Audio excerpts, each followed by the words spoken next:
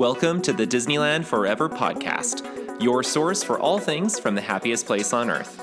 For more updates, make sure that you follow us on Facebook and Instagram at Disneyland Forever, and you can check out our website, disneylandforever.com. Happy New Year, everyone. Happy New Year. It's Jordan. And Daniel. Now, would you like to explain to them why you have no voice? I'm going through puberty. You're not going through puberty again. It's even more fun than that. And I'm not even sick. Nope. So I can't get you sick through the airwaves. Interwebs. Isn't that how, in the interwebs? I have the world's worst heartburn on the planet, and I've been taking medicine for it forever. Had some major issues with it. It burned my vocal cords a few days ago, and it still hasn't recovered. In fact, if I'm not mistaken, wasn't it the day? It was the night of Christmas. Like, you had Christmas Day, Yep. and then it was that night. Yeah, because I ate food. Yep. My body doesn't like food, and I also have had to talk and see like 7 million patients a day, which doesn't help either. And every one of them have been like, "Oh, sounds like you have what I have." Like, no, I'm fine. Just can't talk. This will be entertaining, huh? And you'll have to turn up the volume. It hasn't actually stopped you from talking, though. No, but it's terrible. It just sounds more entertaining now. Mm-hmm. And then it didn't help. I think you were actually doing much better with your voice until we went to the Mammoth game. I really tried to not. You tried. Yeah. Didn't quite work. I yelled very little compared to normal. So, yes, it is New Year's Day. So happy 2026, everyone. We're recording this New Year's Eve. Time is crazy fast. I don't get it. I know, and everyone always talks about it every single year. Like, oh, it just felt like it just went so fast. Like, well, certain times of the year did. Yeah, the last winter took forever. But. Yeah, and I feel like December wasn't quite over fast enough. But it's okay. And I'm sure other people felt other ways. But hopefully your 2026 is home. Is full. That was really the word I was going for. Home of full. Home/full of a lot of really good things coming up and exciting things. Like, I know for us, the thing I'm most excited for that we have planned for sure is our Alaskan cruise. Yes. I'm very excited for that. We've been hoping to do this for a long time. We wanted to go before the glaciers are gone. Yes. Which they will be, unfortunately. So that, I don't know about you, if there's anything else that's... No, that was sticking in my mind.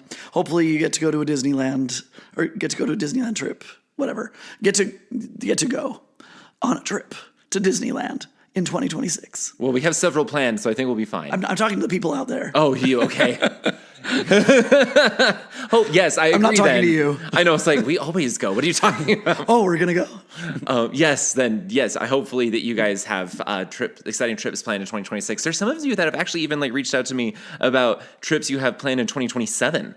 Like, wow. Nice. I mean, not like we don't do that too. We have a Disney trip planned with some of our friends for 2028.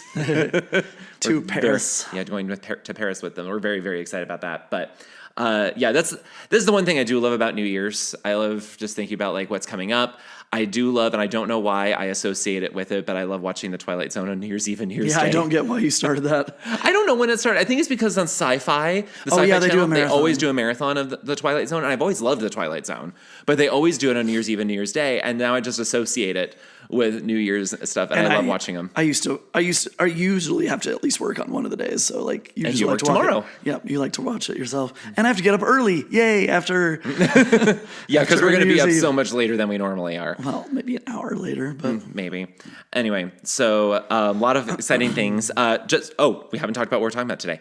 Common ticket issues. So there's just repeatedly, and even some of the stuff we've mentioned in some of our recaps, there's just issues we see people constantly making with their tickets. And I'm not saying that I think that you listening have even necessarily been guilty of any of these, but it's here's just some extra things to cross off your list to make sure that this isn't going to be a problem. And if you already know, that's not a problem for me, pass this information along, please. Yes. And good for you that you won't make those mistakes. Because if these aren't issues with you, then guess what? That means that we like standing behind you in line because you're not going to get stopped at the gate. Honestly, they should have Disneyland lines, ones that say, I know what I'm doing, and then the other line at Disney World, they have those. Doing. They're called annual pass holder lines. And then we always get behind people who don't know what they're doing. Pass holder that doesn't know what they're doing. I don't get it. Anyway, we do have a new review. We do. From K Quat MD. He said, comfort show. This has become my comfort show. We used to live in California with an annual pass, and now that we've moved to the Midwest, we still try to take an annual trip. I love to listen to these two discuss their trip reports, news, and help me plan my annual trip, and obviously the snacks. I love the nostalgia, and they keep me company to and from work many days. It's nice to hear a fellow physician discuss their love for Disneyland as well. That's why it was Cakewatch MD. I figured the MD part. I look forward to listening to you for many more years, Dan and Jordan. Yay! Well, if my voice will work for many more years, I hope to as well. I really hope that your voice is adding a lot to everyone's enjoyment of 2026. You can laugh at my expense. That's okay. I have been for several I know. days. You do it all the time. I know I'm letting them know.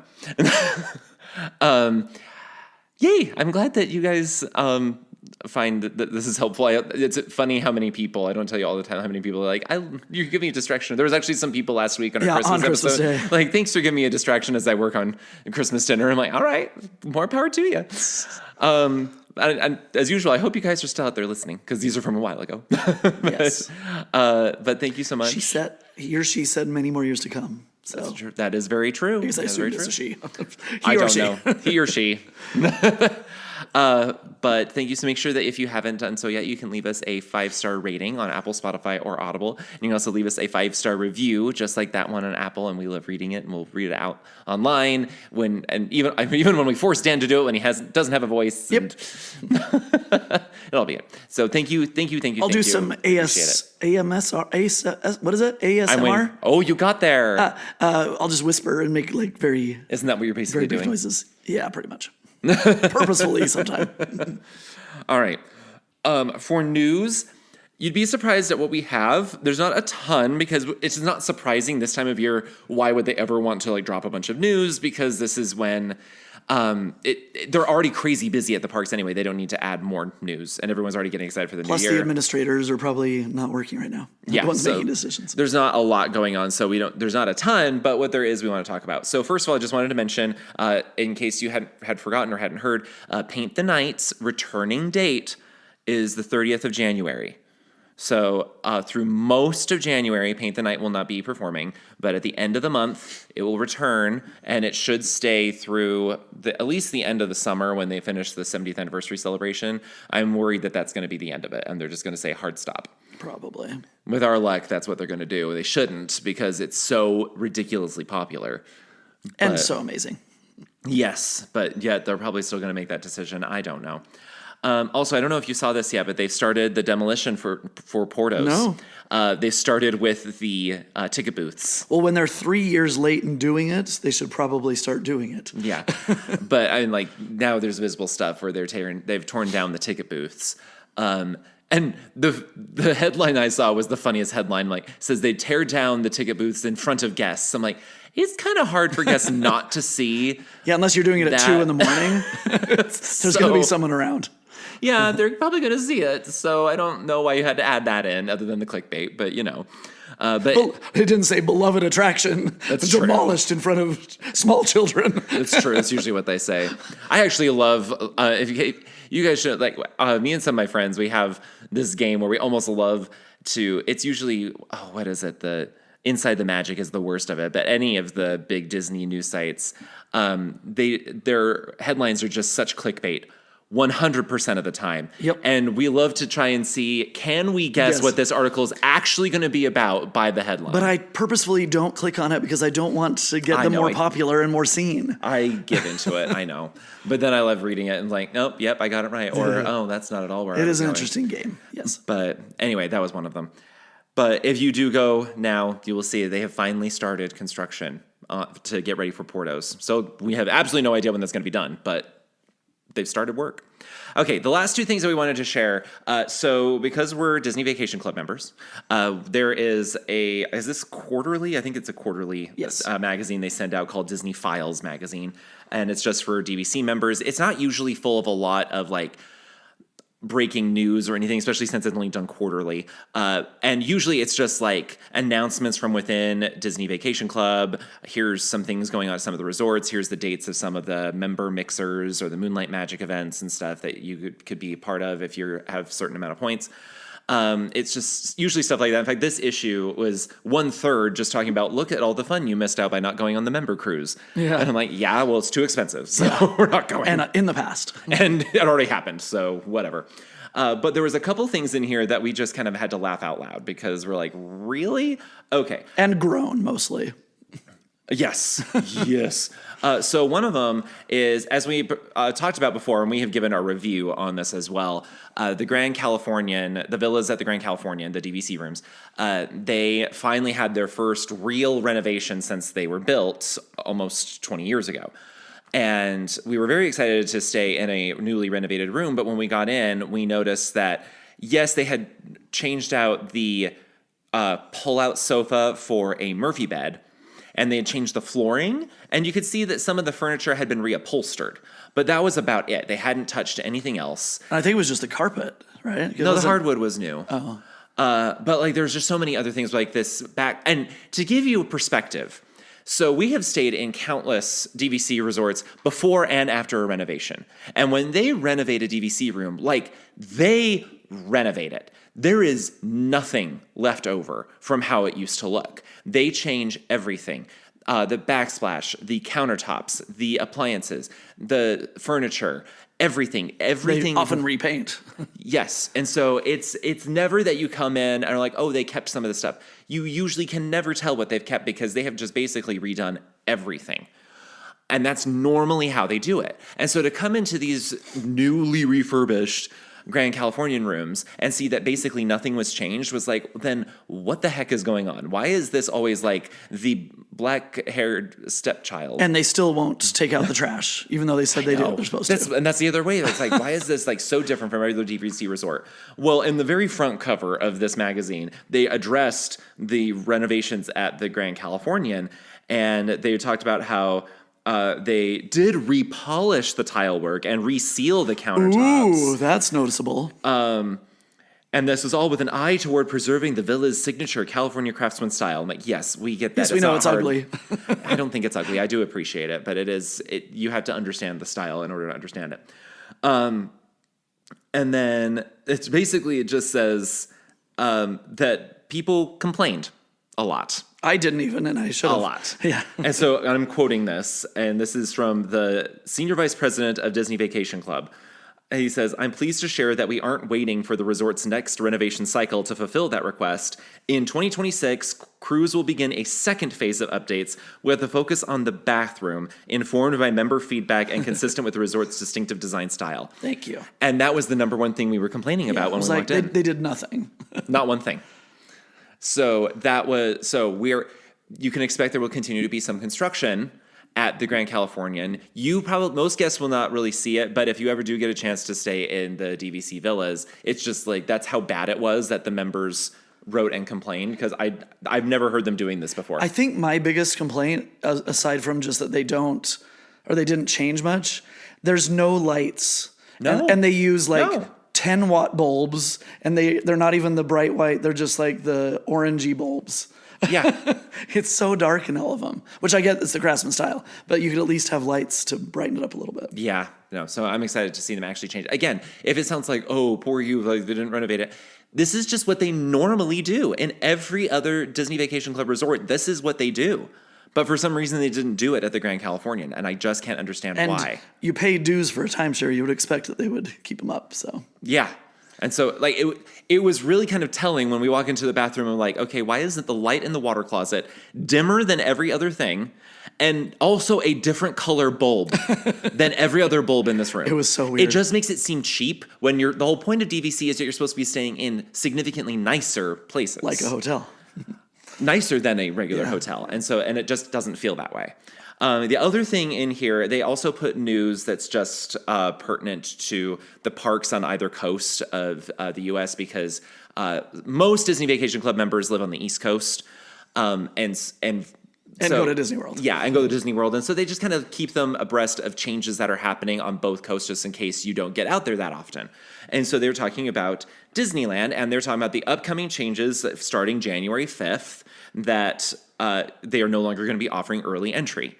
That, we've already talked about this, how I think it's a really stupid idea that instead of doing early entry, you get one Lightning Lane for each person in your party For the whole trip. for the entire trip that you get to use on any multi-pass attraction. So that means it does not include Radiator Springs Racers or Rise, which is dumb. But in here, they actually give a rationale as to why they decided to do away with the early entry And benefit. then they gaslight everyone. Yup, very much so. So I'm quoting here. As most Disneyland Resort guests have opted to not take advantage of the early access perk, citing pre-existing plans in a different park and or a desire to simply enjoy a later, more leisurely start to their day, Disneyland Resort recently announced plans to, beginning January 5th, 2026, replace early theme park access at a select park with a Lightning Lane entry at no extra cost to a Lightning Lane multi-pass attraction at either park on any one day of the resort stay at any available time. So I'm like, Thanks. so they're saying it's because no one used it. That is such crap. We definitely saw lots of people using it. Well, then, and the number one thing is after we started talking about it, we're like, well, imagine though when they started using the park reservation system after COVID, originally early entry went to match where you could go to either park a half hour early, and it was because if you had a reservation at California Adventure, it doesn't help you if early entry is at Disneyland.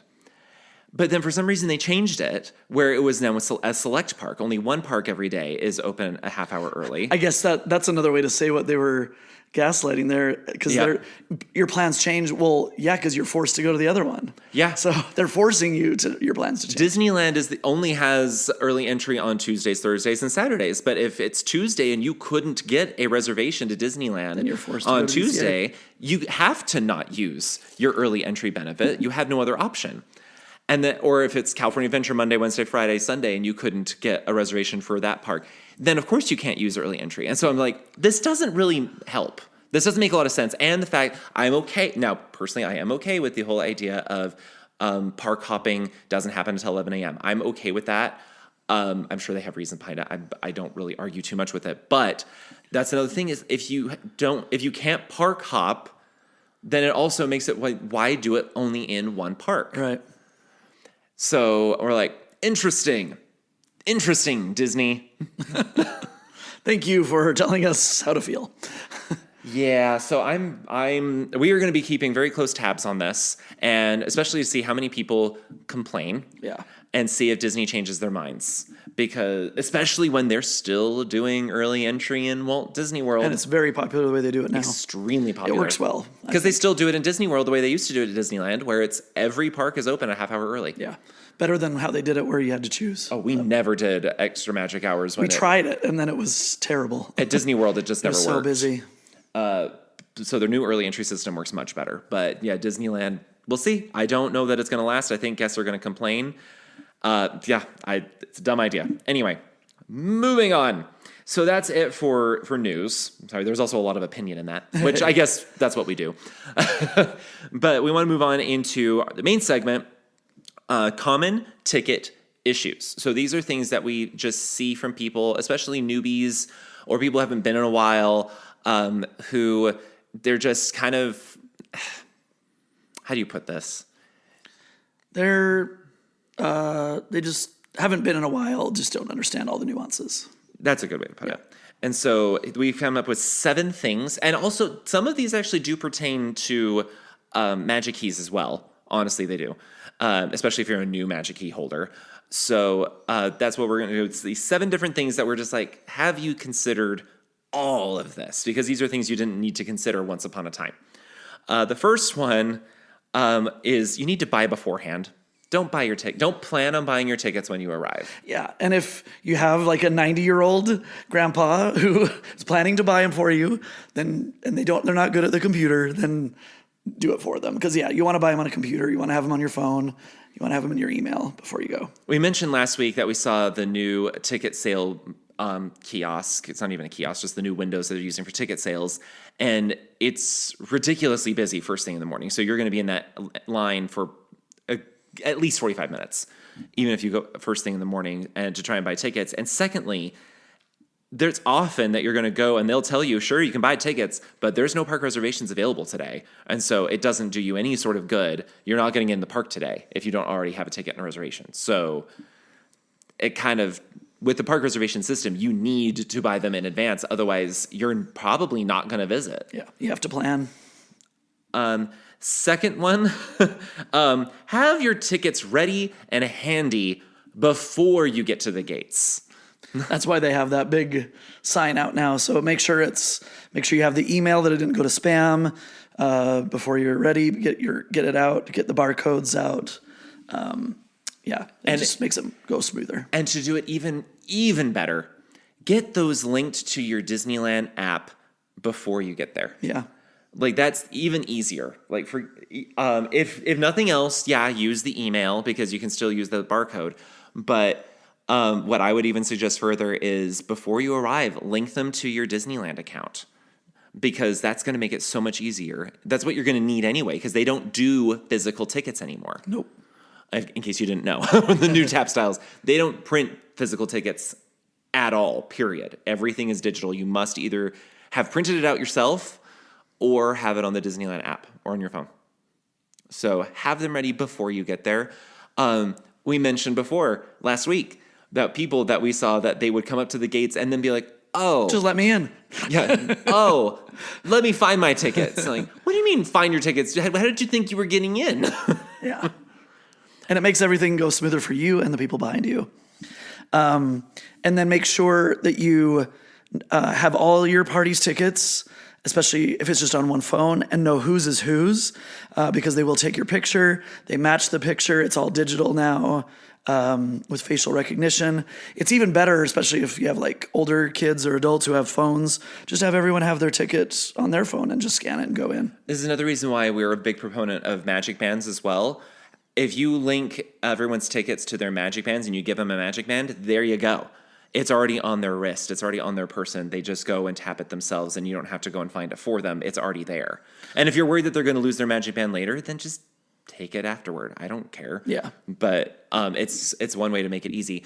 But like seriously, make sure you know whose is whose because this happened before. I mean, this was years ago. But we were trying to get into California Adventure, and there was a family who they weren't paying attention to the tickets they were scanning in, and so they scanned in someone who was actually a child, but he looked like he could have been over 10. And so they scanned an adult ticket. They took the picture of the kid, they let him through, and the cast member was just like, he must be 10 or 11 or something like that. So I guess he's using an adult's ticket. But then they scanned another ticket, and it was a child's ticket. And For an adult. And the adult was trying to get in. Yeah. And they had to explain to him, these aren't transferable. I can't actually let you in on that ticket. And it became a whole thing. Like they did have, in those instances, it's not something where you just like, oh, undo this and do it. They don't have the capability to do that. She had to call a manager. They had to go over to the booths to get everything sorted out because their system doesn't allow them to reassign the tickets. It's a little easier at Disney World because they have the managers there with their iPads and stuff. But yes. Yeah, not at Disneyland. So know whose is whose before you get there. And it's every single day. So like I said, either give them to each person to have in their own email or on their own app because every day you have to scan in and it checks your face each day. So don't get confused with them. The biggest thing that we see, and seriously, every time we go, this comes up in some way, shape, or form, park reservations. You can hate the park reservation system all you want, and that's on you. Again, we love it because it's a way to spread the crowd so that you don't have like crowds where you can't move on certain days. It's just kind of generally busy every day instead of crazy, why did we ever come here in the first place sort of crowds. And then like totally dead days. Yeah. And so that's why they have the park reservation system. But you need to make the park reservations. If you buy the tickets directly through Disneyland, they don't generally let you finish the transaction without making a reservation. So this is more of a problem if you buy them through a third party, such as like Getaway Today, because they can't make the reservations for you. You have to make the reservations yourself. And it's totally fine. And it's really easy to do, but you have to remember to go do it. Just because you bought the tickets, and Getaway Today, I've done this, I've seen this. They even tell you when they send you the tickets, okay, you must have a park reservation before you can use these. Yep. Even if it's a single day ticket and you bought it and it's for like a tier 6 day, cool, that doesn't mean that you necessarily have a park reservation. Yep. Make sure you have it. It'll tell you in an email or the ticket for the day, like your My Plans. So it'll say like, Yes. you're going this place. It's another good reason to use the Disneyland app, because if you go into My Future Plans, it will keep track of all your park reservations that you have coming up with the ticket that is linked to your account. And if ever you're in line and you see a family in front of you, especially at the front of the line, taking forever, looking confused, getting kind of angry, and then turning around, they have the wrong park. Yes. Guarantee it. So make sure you know which park you're supposed to be in, have your plans ready for that. Yes, it happens all the time where people will scan in and the cast member says, your reservation isn't for this park, it's for the other park. And people are like, well, I've heard people say, we changed our minds and decided we wanted to come over here. You can't. And the cast member's like, cool, you have to change your reservation to do that. And make sure everyone in your party has the same park reservation, or Yep. same place, because you can't send little Timmy over to DCA. I mean, you can, but, and then have everyone else go there. They won't let you in. Yeah, now I have seen it happen that cast members were incredibly kind, and on their screen they can potentially change your reservation for you. It takes a little bit of time, but If they're available, then if they're available. However, it depends on the cast member, and it depends if they are available, if the reservations are even available. Because there's times where I've seen them say like, your reservation is for California Adventure today, not Disneyland. And they go, well, we wanted to come over here instead, and they said like, I'm sorry, there are no reservations available for Disneyland today. So I can't do that. You have to start over at California Adventure. And they have this big, long conversation. Just check to see what park your reservation is before you come over. And if you think, oh, we want to change our plans, that's great. You can do that. But that means you have to change your reservation. yeah, they're not going to read your mind and say, ooh, I wanted to change it. Yeah. So do make sure the park reservations that you got accurately reflect where you wanted to go. Before you get there, because I think it frustrates the cast members. Yep. This one was more something that you had thought. Yeah, of. so if you buy like a 5-day park hopper in advance and you don't read the fine print and say, oh, I'll just do 3 days now and then we'll go 2 days in next July. No, you can't. It has to be, there's a certain date by which once you go the first day, you have to use the last day. I think it's like 13 days after or something. Now, this does get confusing because there are certain promotions that Disneyland will do where they actually specifically say as part of the promotion, yes, this ticket isn't good for an entire year. It's only good for like 6 months, but you can use the days anytime within those 6 months. But that is the exception, not the rule. Yes, that is part of the offer. The special offer that they are making is that this ticket will act differently than other tickets. But if you try to use a ticket when it's after its expiration date, sorry. Yeah. That's just, and you can sit there and complain to them, but I paid for 5 days and I didn't get 5 days. It'd be like, you didn't read the fine print. Yeah, it's expired now. They expire after a certain point. And also, if you didn't actually know, the tickets are actually not your personal property. Yeah. If you read all the fine print, you'll be a little stressed by what they can do to you. But officially, the ticket is Disneyland's property. They can do with it what they want. It's not yours. So, unfortunately, that is part of it. Speaking of, we mentioned the expiration dates. Just keep an eye on what the expiration date is. Of the ticket in general. Of the ticket, yes.